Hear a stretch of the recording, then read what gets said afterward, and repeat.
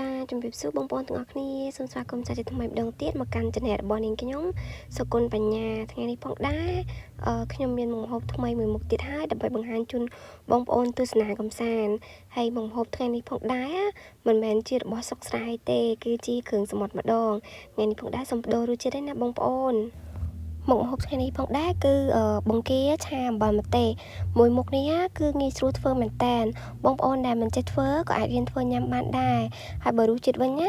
ញ៉ាំរហូតដល់លិតដៃហ្មងអញ្ចឹងជាដំបូងខ្ញុំត្រូវមកសម្អាតបង្គាសិនខ្ញុំមានបង្គាប្រហែលជា8ខាំខ្ញុំកាត់ក្បាលវាចេញមកហើយកាត់ព្រុយកាត់ជើងឲ្យស្អាតមកណាបងប្អូនហើយលាងទឹកសម្អាត3-4ទឹកចឹងមកដើម្បីឲ្យបង្គាយើងស្អាតអត់ចាំបាច់បកស្បកចេញទេបើកាលណាបកទៅវាអត់សូវរសជាតិខាំគ្នាមិនទេបងប្អូនអញ្ចឹងមិនបាច់បកស្បកទេហើយចំណែកគ្រឿងផ្សំបន្ទាប់ទៀតមានដូចជាប៊ឺខ្ទឹមសម្ទេសស្ករអំបិលប៊ីចេងហើយនិងប្រេងខ្យងចាជាដំបូងខ្ញុំត្រូវយកត្បាល់ហើយដាក់ខ្ទឹមសម្ទេសបុក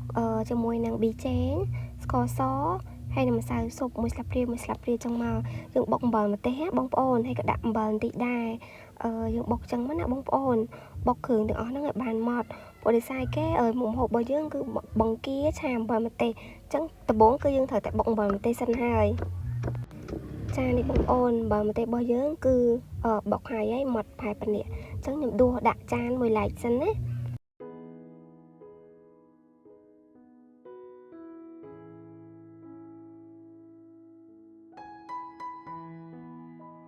បន្ទាប់មកខ្ញុំដាក់ខ្ទះដាំទឹកឲ្យបានក្តៅយកបង្គាដែលខ្ញុំបានកាត់ក្បាលចេញហើយហ្នឹងយកទៅស្រុះវាប្រហែលជា2នាទីស្រុះឲ្យបានវារៀងឆ្អិន70%ណាស្រុះចឹងមកហើយ2នាទីយើងលើកស្រង់វាដាក់លើចានវិញ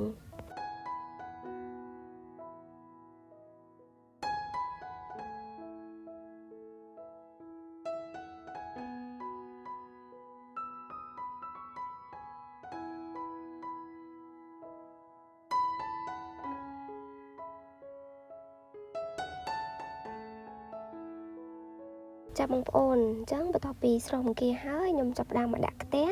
ដាក់ប៊ឺចំនួន1ស្លាបព្រាសម្រាប់មុខម្ហូបមួយមុខនេះបងប្អូនកុំប្រើប្រេងឆាអីប្រើប៊ឺវាធ្វើឲ្យបង្គាយើងមានក្លិនឈ្ងុយណាអញ្ចឹងខ្ញុំដាក់ប៊ឺ1ស្លាបព្រា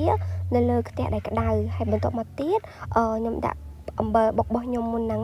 ដាក់ចូលរំលីងជាមួយនឹងប៊ឺរំលីងឲ្យវាបានឈ្ងុយសិនណាបងប្អូន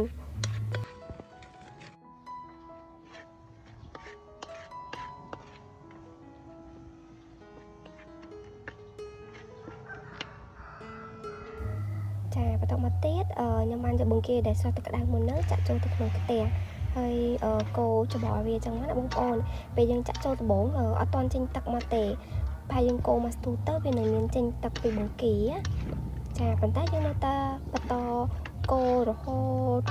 តដល់តែវាដាច់ទឹកចាបន្ទាប់មកខ្ញុំបន្ថែមប្រេងខ្យងចំនួន1កូនចានទូចហើយខ្ញុំភ្លក់ទៅយើងស្ទើរតិចខ្ញុំក៏បន្ថែមស្ករសចំនួន1ស្លាបព្រាដែរព្រោះដោយសារម្ហូបមួយមុខហ្នឹងគឺយើងស៊ីផ្អែមតិចចៃប្រៃផ្អែមហឹលអញ្ចឹងណាបងប្អូនហើយបន្តមកកូរបន្តកូររហូតកូរវារៀងស្ងួតតិចណាបងប្អូនអត់បន្ថែមទឹកទេ